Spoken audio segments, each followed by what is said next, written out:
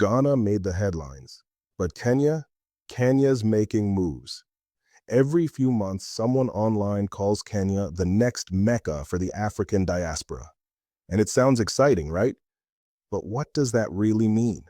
Is this a new frontier for professionals, creatives, and returnees looking to build something real on the continent? Or are we romanticizing a place we haven't actually researched? Today, let's take a grounded look at Kenya, not through filters or fantasies, but through facts, lived experiences, and what it really takes to thrive there. Let's start with the foundation: infrastructure and access. Kenya isn't just another African nation with big ambitions. It's one of the continent's most advanced digital economies. Nairobi has earned the nickname Silicon Savannah. And that's not marketing, it's reality. And if you want to understand how people in the Black diaspora are using places like Kenya to build new lives, from visas to cost of living, I cover that every week in my paid newsletter, Leaving America Unfiltered. It's where we talk about how to create freedom with strategy, not fantasy. Now, let's talk about why Kenya stands out, not just for its tech, but for its lifestyle and opportunity. Kenya pioneered mobile money through M-Pesa, a technology so influential that even developed countries studied it.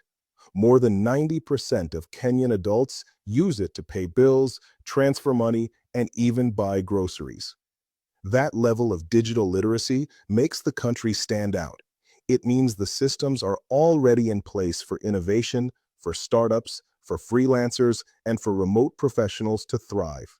And let's talk about internet access. It's fast, reliable, and expanding. In many areas of Nairobi, you can find fiber speeds that rival or surpass small cities in the US or Europe. Combine that with a young, educated, English-speaking population, and you start to see why investors and digital nomads are quietly choosing Kenya over other African destinations. The key here is integration, not isolation. Kenya's infrastructure doesn't just allow you to live comfortably, it lets you work globally. Let's use this for an example. A remote designer from Atlanta moves to Nairobi, sets up shop in Westlands, and connects with clients in the US and Europe without missing a beat. Her cost of living drops, her productivity rises, and she's surrounded by other Africans building futures, not just chasing dreams. That's the real power of Silicon Savannah. Now, let's talk about money, because that's where a lot of the misconceptions start. You've probably seen YouTube titles like, "I live in Africa for $800 a month." Yeah, not exactly in Nairobi. Here's the truth. Kenya is more affordable than most Western countries, but it's not cheap. A comfortable, middle-class lifestyle in Nairobi, say a safe apartment in Kilimani or Kileleshwa, decent internet, car or Uber access, and imported groceries will easily rival the cost of living in a mid-sized US city. Rent in good areas ranges from about $700 to $1,200 a month. Local produce and food are reasonably priced, but anything imported, from cereal to cosmetics, will cost more than you expect. Gas prices and fuel costs are also high because Kenya imports most of its petroleum. So, yes, you can live well for less, but not if you're chasing a fantasy of luxury life on a shoestring. The people who thrive in Kenya are those who understand value, not just price. They budget smartly, use local products, build relationships with local service providers, and adjust their expectations to the context. One expat once said, "Kenya teaches you that affordability is about adaptation, not avoidance." That's a lesson many in the diaspora don't realize until they're already here. Let's move beyond numbers for a second, because the biggest thing people underestimate about Kenya isn't cost. It's culture. Kenyans are deeply community-oriented. There's a quiet pride and a deep sense of respect that governs daily life. People value humility, patience, and relationships. That's very different from the show and tell energy that drives a lot of Western culture, including diaspora circles.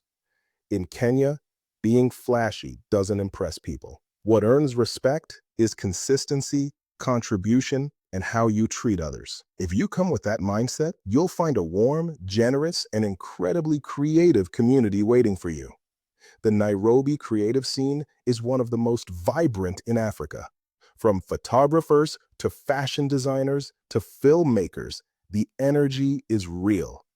Co-working spaces like iHub and The Foundry aren't just for tech people.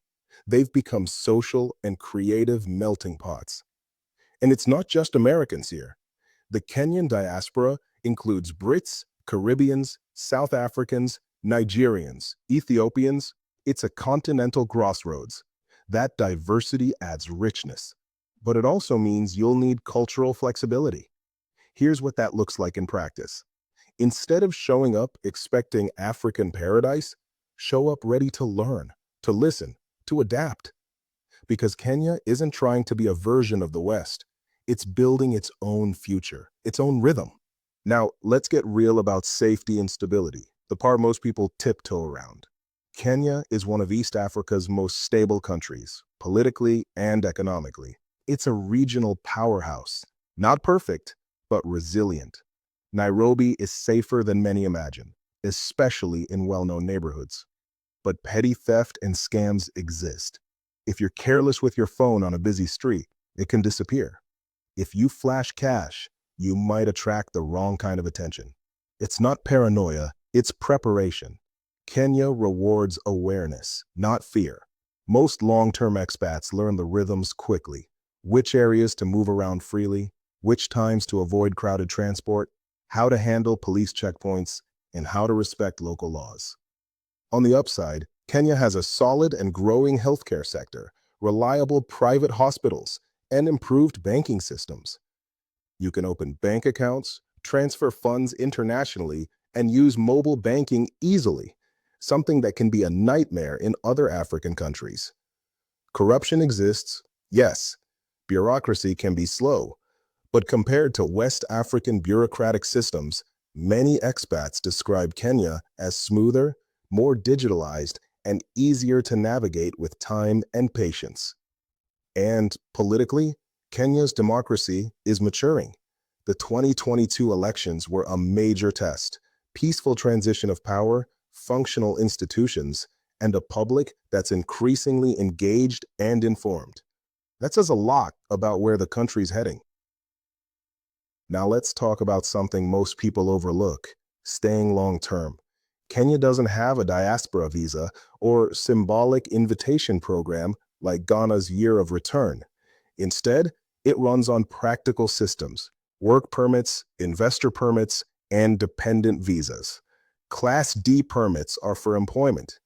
Class G is for investors. There are also student and missionary permits. But there's no official retirement option or automatic pathway to citizenship. This can feel frustrating, but it's actually Kenya's way of maintaining order and reciprocity. You can't just move here and expect permanent residence because you love the culture. Kenya asks you to contribute, invest, create jobs, teach, collaborate. And in return, it gives you a stable environment, digital access, and a growing economy that respects initiative. A digital consultant I spoke with, originally from London, told me Kenya doesn't hand you belonging, it lets you earn it. That's a powerful idea, because it means your success here isn't about privilege, it's about purpose. Many expats who thrive long-term say that Kenya reshaped their sense of identity. They stopped being diaspora visitors and started being participants. That's when things click.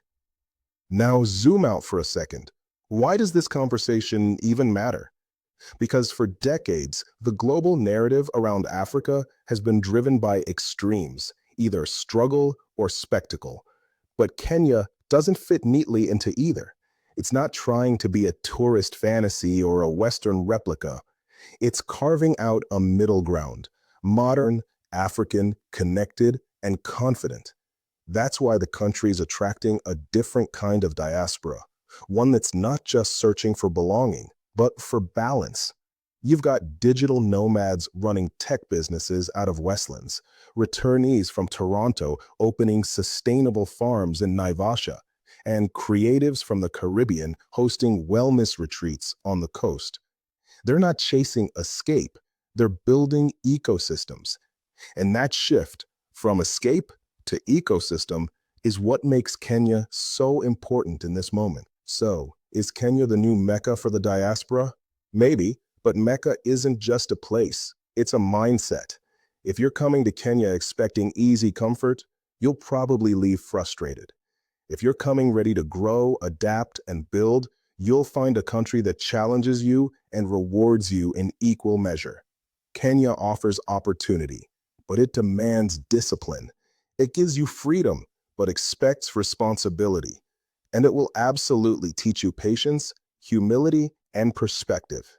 So, before packing your bags, ask yourself not just, is Kenya ready for me? Ask, am I ready for Kenya? Because when you approach it with curiosity, respect, and intention, that's when you realize Kenya isn't the next Mecca for the diaspora. It's the real one, the one that's already building the future, quietly, one connection at a time. If you're serious with thinking about life outside the US, subscribe. We explore what that really looks like every week. And if you're ready to move from ideas to action, join my paid newsletter, Leaving America Unfiltered, for real strategies, visa options, cost of living insights, and everything you need to make your move the right way. We want the Black diaspora to be intentional with their move abroad, to be aware, prepared, and financially secure wherever you go. I'll see you in the next video.